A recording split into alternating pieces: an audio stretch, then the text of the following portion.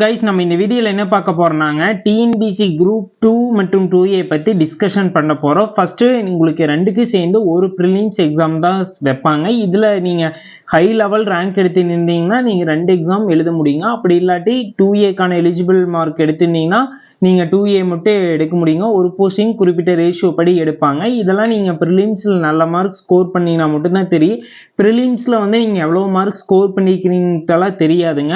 Overall select ஆன கேண்டிடேட்டோட register number எல்லாம் தான் கொடுப்பாங்க. ஓகேங்களா, இது பாருங்க 2க்கு யாரு செலக்ட் 2Aக்கு யாரு செலக்ட்னு சொல்லி கொடுப்பாங்க.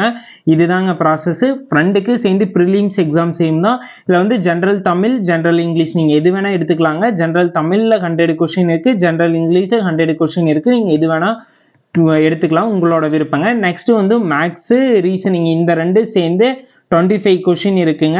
நீங்கள் ஜென்ரல் இங்கிலீஷ் எடுத்தாலும் அதே தாங்க, ஜென்ரல் தமிழ் எடுத்தாலும் அதே தாங்க. நெக்ஸ்ட் வந்து ஜிகே கொஸ்டின் டாபிக் வந்து 75 கொஸ்டின் இருக்குங்க. குரூப் 4 எப்படி எழுதுவீங்க அதே டாபிக் எல்லாம் தான், ஆனால் இது கொஞ்சம் டிகிரி ஸ்டாண்டர்டாக இருக்குங்க.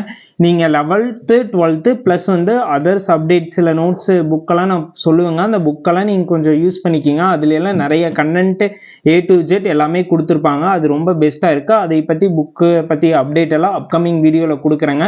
மறக்காமல் இதுதாங்க நம்மளோட டாபிக் படி நம்ம அப்ரோச் பண்ணணும். ப்ளஸ் வந்து நம்ம ரீஸ்டார்ட் பண்ணணும். குரூப் 4 முடிஞ்சுதுங்க. அடுத்து நம்மளோட ஃபோக்கஸ் வந்து குரூப் 2 தான். அதனால் எதையும் நினச்சி கவலைப்படாமல் ரீஸ்டார்ட் பண்ணி படிக்க ஸ்டார்ட் பண்ணி ஒவ்வொரு டைமே இவ்வளோ டாபிக் கவர் பண்ணுன்னு சொல்லி பிளான் பண்ணிங்க. நீங்கள் ஜென்ரல் தமிழா ஜென்ரல் இங்கிலீஷான்னு சொல்லி பிளான் பண்ணிவிட்டு அதுக்கான ஃபோக்கஸ் பண்ணுங்கள். ஜென்ரல் தமிழுக்குனா நம்ம சைட்லேருந்து நோட்ஸ் எல்லாமே ப்ரொவைட் பண்ணுவோம். ஜென்ரல் இங்கிலீஷ் நிறைய பேர் இருந்தீங்கனாலும் சொல்லுங்கள், எனக்கு டிஎம் பண்ணுங்கள். நம்ம அதுக்கான நோட்ஸும் போடலாம். ஏன்னா ஜென்ரல் இங்கிலீஷ் நிறைய கேண்டிடேட் இல்லாத காரணத்தால தான் நம்ம அதுக்கான நோட்ஸ் எல்லாம் ப்ரொவைட் பண்ணுறதில்ல. அதுக்கான நோட்ஸும் இருக்குது. அதுக்கான நோட்ஸும் நம்ம சைட்லேருந்து ப்ரொவைட் பண்ணிடலாங்க.